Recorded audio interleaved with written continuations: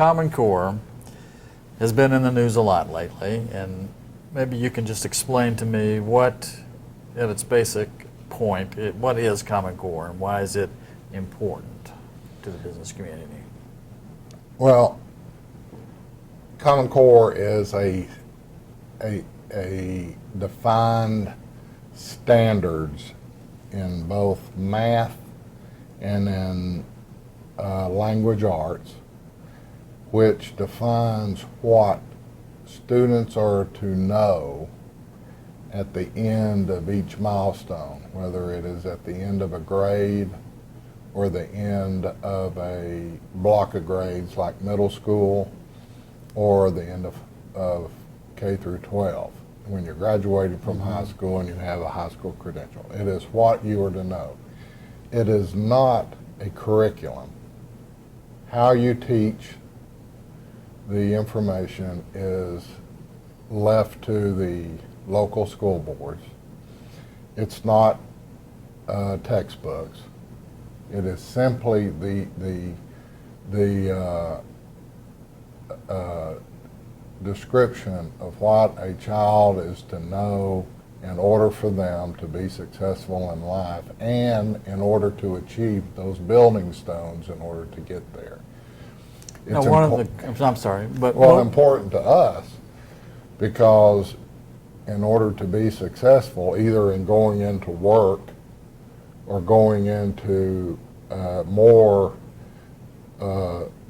training post high school in order to ultimately get a job, those standards have to be better known than they are today. In fact, there was a report this week that 16% of Tennesseans, 20% of Knox Countyans are ready to go to college.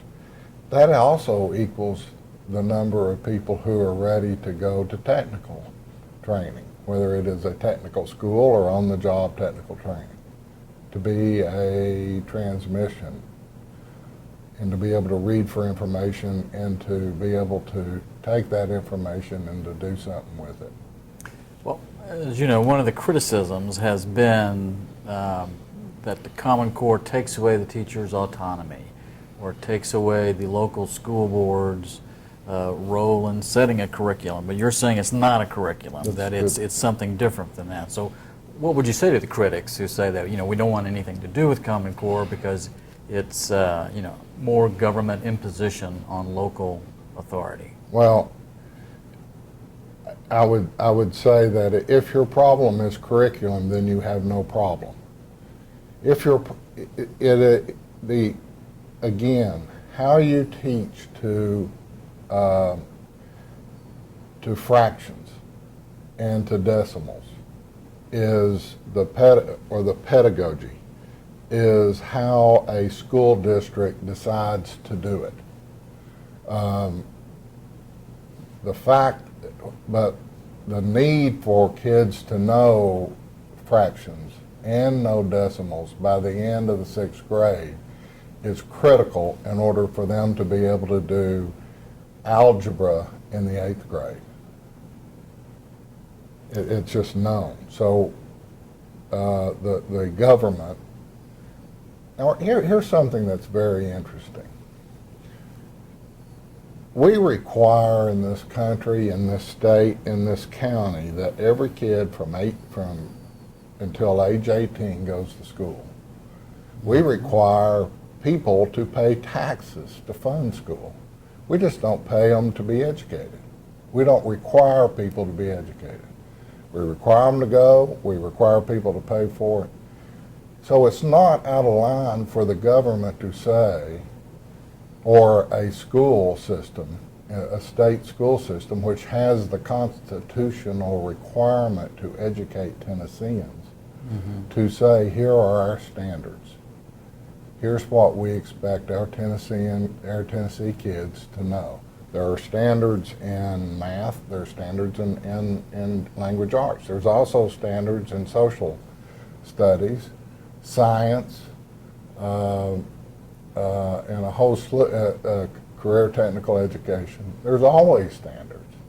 What about those folks who say, we don't want a national standard imposed on us? I think it was South Carolina's governor who said, we don't want South Carolina kids taught like they are in California. I Well, mean, that's... Then they don't have a problem, because there really isn't a national standard. So you say they're kind of misunderstanding what Common Core is? They are either ill-informed or they intend to ill-inform. But what happened was that under No Child Left Behind, which was George Bush's program, yeah. George Bush's program, in order to make certain milestones, what states did, including Tennessee, was drop our standards annually.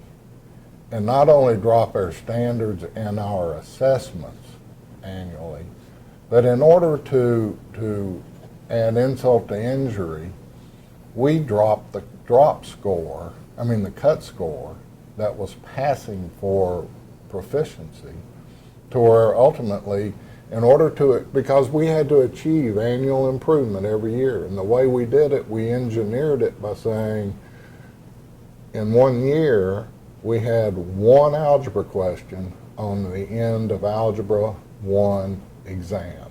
One algebra question. To add insult to injury, you only had to score 40-something to pass. Now, I understand governors, and I understand who are worried about their right to their right, in the demagoguery of things such as national standards. But the truth of the matter is, there was no federal involvement. There were governors who got together and said, guys, they just discovered that we've been up to no good, and we had better fix this thing pretty fast or they're going to have our hides. And so it was the governors who collaborated and said, exactly what should we be teaching in Algebra 1? Because it's got to be something more than one algebra question. You would think. Right. So what is the difference with Common Core and the old, curriculums that were devised under No Child Left Behind, and what makes it different? What makes it better? I tell you what, I think that's a great question, because when you said, what's the difference between the old curriculum? The truth is, if you go back before No Child, I don't think there was much difference at all. What we did was we used to teach algebra in its entirety. We used to teach biology in its entirety. And then as we started to ratchet it out, we started taking, both through our standards, but more importantly through our assessments that tested those standards. And then in the cut scores, we started ratcheting it out. So to say what is it different, it has put back the entire subject matter for math in each of the levels, and in both K through up through high school, and then the upper level math electives, and with language arts as well. So what does this mean for the business community? Why is the business community, and I believe I'm correct, both the local chambers and the U.S. Chamber have supported Common Core? That's correct, right? I don't know of a business entity, whether it is a corporation or a chamber or a affiliation or the or for the electricians union, that have not supported, and TEA and NEA, the Teachers Association, have supported, because the reason is that it's important for us to have people who are ready to go to the next level, whether it is a job, and to be able to read for information, and to perform, and to be able to hold a job, to support a family, to know the American dream. It sounds like a platitude, but right now we have out of the number of kids who start college, 75% of them, if they're in a 2-year college, has to have a remedial course or more, at least one. Is that Tennessee? Or is Well, that actually, nationwide? interestingly enough, it's both Tennessee and nationally. If you go to one of the Board of Regents schools, that 4-year regent schools, 40% have to have remedial or developmental courses. UT has, Knoxville doesn't have that problem, but they're also cherry picking kids who have a 28 on the ACT and an average GPA of 3.5. But one of the problems. So the goal of Common Core is to prepare kids. these kids who are needing the remedial coursework. No. Yes, but it's far more than that. If you're going to send a kid to school, you expect them to learn the subject matter. You don't expect them to to receive a grade that does not represent the fact that whether or not they have mastered that subject. You want them to have a working knowledge of that information, and we're not getting that. And you think Common Core will be a step toward achieving that? Well, if you don't teach it, they're certainly not going to get it. I suppose that's true. Let's switch gears just a little bit. From a political standpoint, it seems to me that some of the traditional allies of the business community on the right have come out against it for some of the things we were talking about earlier, the national standard being imposed, the lack of teacher autonomy and that kind of thing. Is that a fair assessment that you're kind of turning away from some of your traditional political allies? Yeah, I don't think so. I think that there are two camps who have chosen to oppose education reform. Teachers, not the NEA and not TEA, but teachers have Not the unions, but individual teachers. have objected to their tenure being diminished. They've objected to being evaluated on an annual basis as a teacher, and they have objected to having their income, their earnings dictated on how many degrees they have rather than how they have performed in the classroom. And while I can understand that, and I can understand I don't agree with it, but I understand it, that is the primary core of the bee in their bonnet. On the other side is the extreme right that wants to, and this is not even libertarians, these are people who are, for reasons that are totally beyond me, but they are not the business allies, who are wanting to argue that this was a federal cram down when the feds had nothing to do with it. The feds' fingers did not touch it.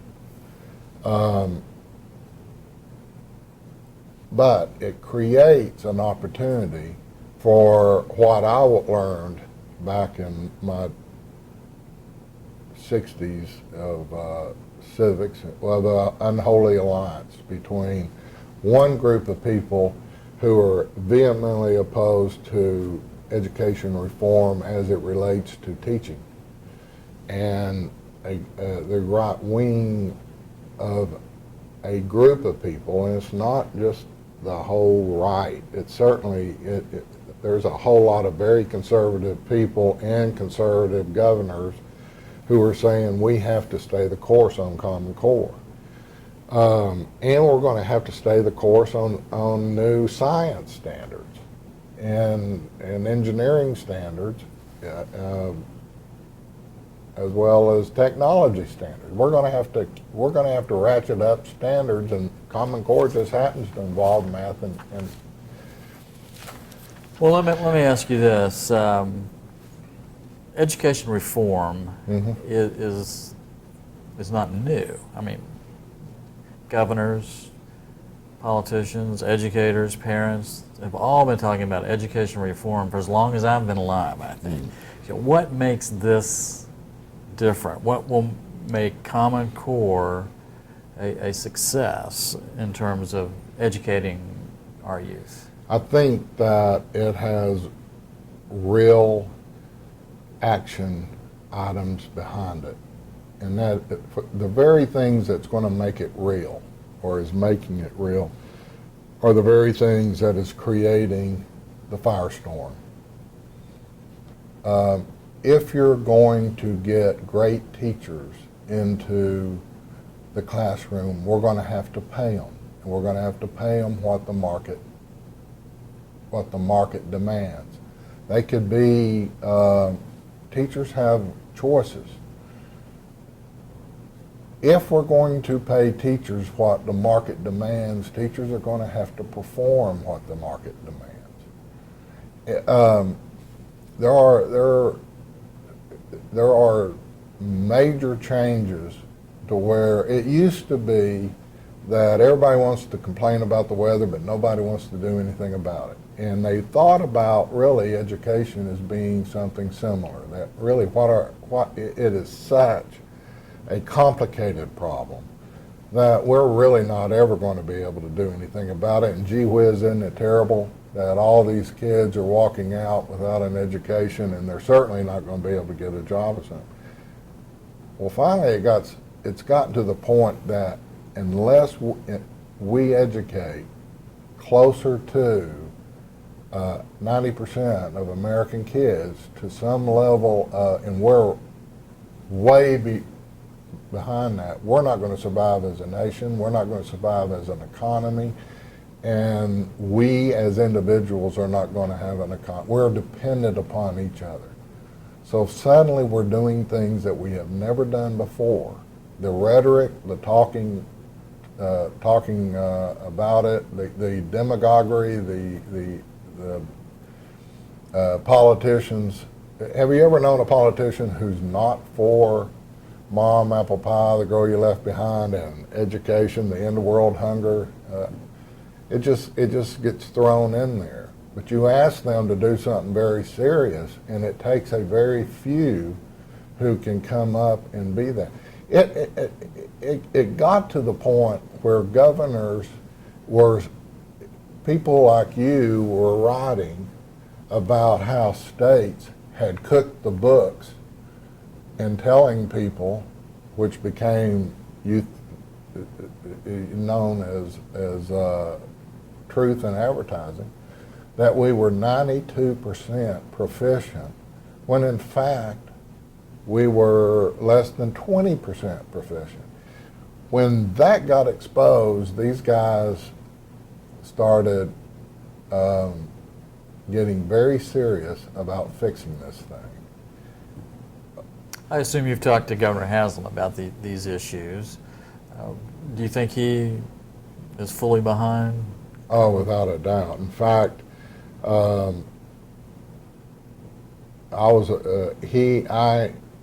am an appointee of he and the legislature from this congressional district on the state school board. It is clear to me from he and the leadership in the House and the Senate that they are looking for Tennessee to lead the way in changing the trajectory of how students are performing.